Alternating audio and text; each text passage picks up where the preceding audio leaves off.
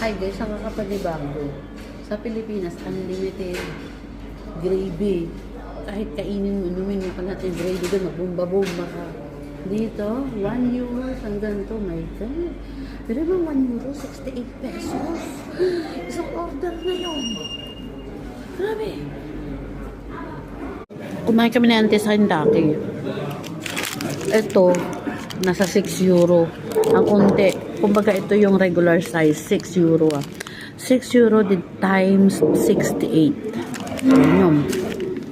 Yung gravy sa Pilipinas, pasawa-sawa ka, free. Kahit magbalik-balik ka doon sa bumba-bumba, pindot, bumba-bumbahin mo, bumba-bumbahin. Maligo ka pa sa gravy, libre. Dito, 1 euro. 1 euro times 68 ulit.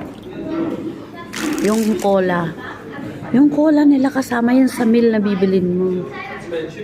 Magkano yan? 2 euro. Napakaliit pa. 2 euro times 68. Agoy. Tapos itong chicken.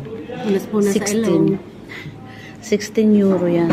Wala naman silang 16 plus euro. Wings yan. Putol-putol lang.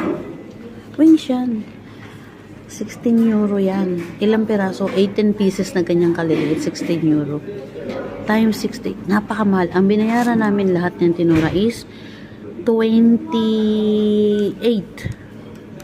No, 29. Kasi bukod yung bayad nito. Nasa 29. Biray mo 29. 29 times 68. My God, 3,000 makakain na yung buong pamilya mo. Kinuok ko. Ang hirap ng... Ito na ang una at huling KFC ko dito. Sa Pilipinas na ulit mag-KFC.